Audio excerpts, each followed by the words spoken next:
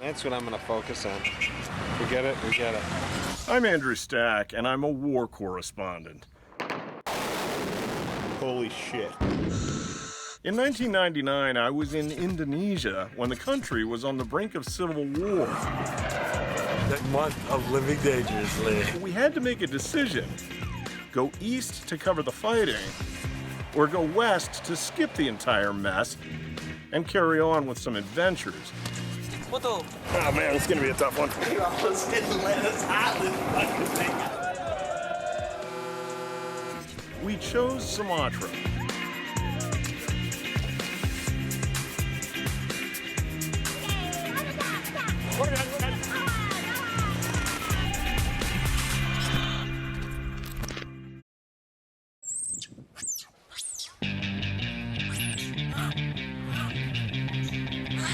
What's the matter? Imagine what you could do to somebody in the neighborhood with this thing. Peekaboo. Is that the last pineapple on the beach? Farming rice and catching fish. I can't bring this with me. I'll break this. Warrior dance? Is this doing something today? I don't know if we'll make it to the end of the beach. And then again. He's phallic. To recap, I've been surfing with the junior set in Lagundri Bay's baby pool. Kisama can't sell trinkets underwater, and we're about to see the up-and-comers of Sirake Beach. Oh, that's nice. Hey, Justin. The first generation of local kids to learn how to surf are now coming into their own. They're a few years older than the kiddie pool. This is what the younger kids aspire to be.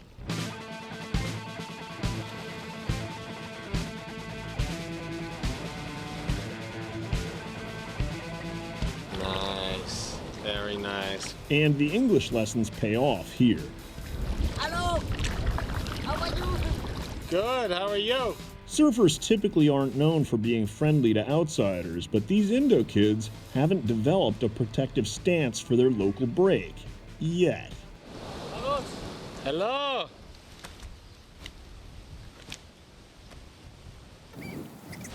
They dig me, man. I decide to walk the beach again, but this time attempting to sell some of my stuff. Stuff I won't need when we head back to the mainland. Friend, you buy. The role reversal is nothing short of amusing. I make you very good deal. For you, 2 million rupiah. For you. I'm selling a pair of gloves I brought for catching dinner. They catch lobsters off the reef, really jagged. These are brand new. Doesn't get much better than that. If you're gonna be grabbing lobsters out of the reef, I suggest a pair of these. Because you are my friend, Yeah, I make you very good deal. Yeah, very good.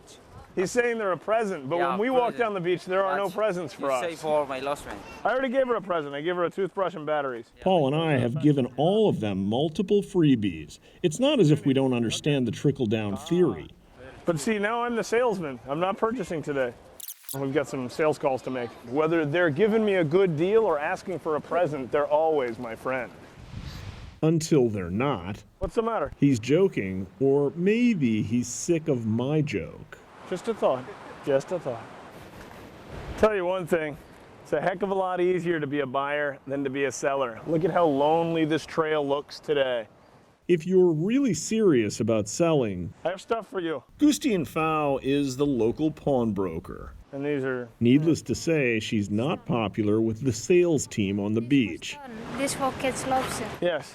because she offers things they can't. You're the local broker. What can you offer me? She's no amateur. It's a nickel and dime transaction, but she clearly understands the concept of she who names a price first loses. I don't know. You tell me first. How I can't remember. I don't know what I paid for these in the U.S. Plus, she's got game. Because local, they have strong hand. Their hands are already leathery. They don't need these Yes, gloves. They don't need it. Those gloves are for guys like me with tender skin, you know? Local reef fishermen salivate at the thought of these gloves. Still, she clings to the narrative there's no demand. What do you think? How much? 20. Ooh, 20. That's $3. 35. That's fair. It's $5 US. How much? I don't know. Too difficult, I say. She's got a towel. Look at her hand. How much? 40. 40 for both. Yeah, for both. Okay. Turns out this is not a small transaction for her. She drives a hard bargain, but we've reached common ground. Hello. And just look who's waiting in the wings. For you. How's that for a fast turnaround? Thanks, Christine. Thank you. Pleasure doing business with you. Okay. The best wave ever. I never could have caught that in Hawaii. Got to travel halfway around the world to get that one. Is it picking up? Yeah. It's better Picked up a lot from yesterday. When the big sets would come, I could take the shoulder. I wasn't fighting for it. You shake my hand. We make deal. More money. We trade masks. Paul's outgunned. So we trade masks for shoes. They're brand new. He's trying to trade his reef booties for a tribal mask. You want to trade shoes for the mask? No this. You trade that. And then the circular logic begins. You trade these two for that. I get the mask for the shoes. Now he asks for a gift. Yeah, something for remember you by. Free gift. Hello. Buy now, you'll get a free Clinique bag. Or buy mask. See, now you're asking for money. Trade for shoes. I will give it back to you. A free t-shirt. Hardly. If you ever want to buy something, refuse to buy it for about 2 days. You'll Yep. get it for Really a cheap. third of the price. These two for that. Our Indo salesman has achieved his first goal. The statuette is already in Paul's hands. Why not mask? Of my father mask. Your father's mask? Cost mask all. Ha ha ha. All of a sudden, this mask is an antique. Forget the fact it was carved last month. Korea. Warrior dance. Yeah, that one was carved about 3 months ago, and that one was carved about 3 weeks ago. Bottom line, Paul can have the statuette for his booties, but he'll have to pay extra if he wants the mask. You said mask for boobs. Mask but more money. Do you think this is a good deal? I think he's working you. Guaranteed. I don't think it makes any difference whether you get the mask or the surfer. If you'd have said you wanted that, he'd be back trying to give you the mask. I agree. No. I can only have one. That would be easier to carry. That mask for shoes. For more money. No. The tone says, this is my final offer. Paul really doesn't need anything. And with that, our Indo salesman accepts Paul's booties and leaves without his added markup. Did you give him the shoes? Yeah. You want warrior dance? You want warrior dance? Stone jumping? Beneath us, the family pet. What's his name? Cody. Buddy. Buddy. Funny monkey. Really funny. Don't tease me. Crazy. He won. I'm scared. He's protecting his cookies. He's on it. Hello. At the south end of the beach, next to Indicators, is a ghost town. I would have confronted that monkey. Didn't keep scaring him. He lost. You're a monkey. It's crazy. Once the 5-star Sirake Beach Resort, it's fallen into disarray. A local airport was never built, so very few tourists ever made it this far. Eddie spent his life learning to negotiate unusual obstacles. Hello, monkey.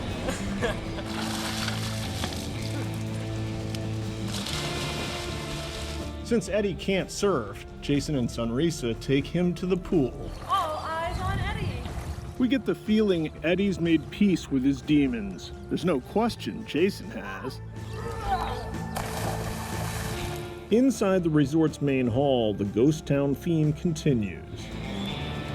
To put things in perspective, we are now in the lobby here. There's absolutely no one here at the resort. What we need to do is set up a boat back to Sumatra, and we need to set up a taxi also, but we're not going to be able to do that because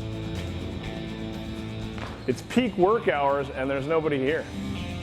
Then we see this note. There at lunch. What a shaka.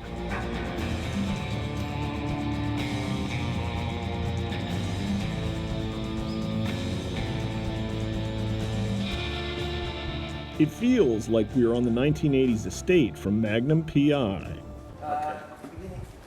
So what happens when you get torrential rainstorms here? You get leaks in the roof and the rain blows in. Mark Flint manages what's left of the Sirake Beach Resort, his little slice of paradise too far. That road is deadly coming out. We can't get investors to come down here with a road like that. Any major investors just look at that road and go, no way. How many bungalows? 73. Hari itu, mereka datang langsung.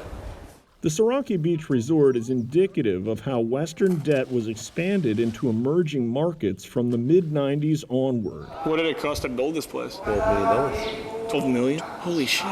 Do you remember the cause of the '08 crash? Think of this as a giant undocumented liar loan on an international scale. Our current hut on the beach costs $1 per night, and it's way overpriced for Indonesia. It doesn't add up. A lot of things don't add up. He's bankrupt now, the owner, because he's done one project, started another project, and he take the money out of this project, put it into this project. All borrowed money, you know. The 1% here share absolutely nothing in common with the overwhelmingly poor majority. I think it's just one of the Indo scams. They just wanted to get a lot of money out of the bank. And then just let it fall apart and pocket the rest. Yeah. Do you think this is related to the banking scandals and all the stuff that happened? Yeah, definitely. It's too easy to get money out of the banks. And it's not as if it was hard to uncover. Mark's not just a foreigner. He'll tell you himself he's a notorious surf bum.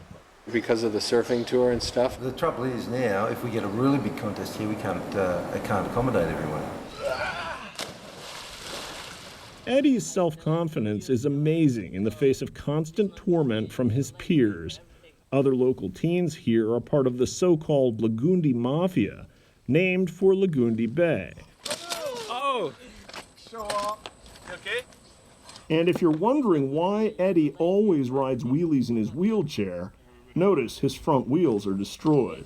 So they cut with knives. Someone steal it. Why'd they do that? Eddie got his wheelchair from a Dutch charity. He says the mafia vandalized it because they didn't feel he deserved attention from Westerners. Maybe they have something, you know, and they cut with the knife with this, and they take off this, and they break this anyway. Oh, man. They break this anyway also. Must be bad, Eddie. Eddie takes it all in stride. I'm going for a walk. No stroll down the beach would be complete without Kisama. I talk for you very good. You talk for me? He is my understudy. This is a beautiful place. Fred, you wanna buy pineapple? It's a good looking pineapple, I'll give you that. His sales team doesn't know what to make of me. You know, the current market price on pineapple is considerably lower than that, but I understand you're the #1 salesman in this territory. I'm staying at Marlinto. Take it down to Marlinto. Whatever she says is good, I'll pay. Not the answer he and his crew want to hear. Where's that Indo-friendliness now? He knows the Bu'ololos will pay him the true going price. The fire that burned this hut is said to be the result of the Lagundri Mafia retaliating against an uncooperative innkeeper.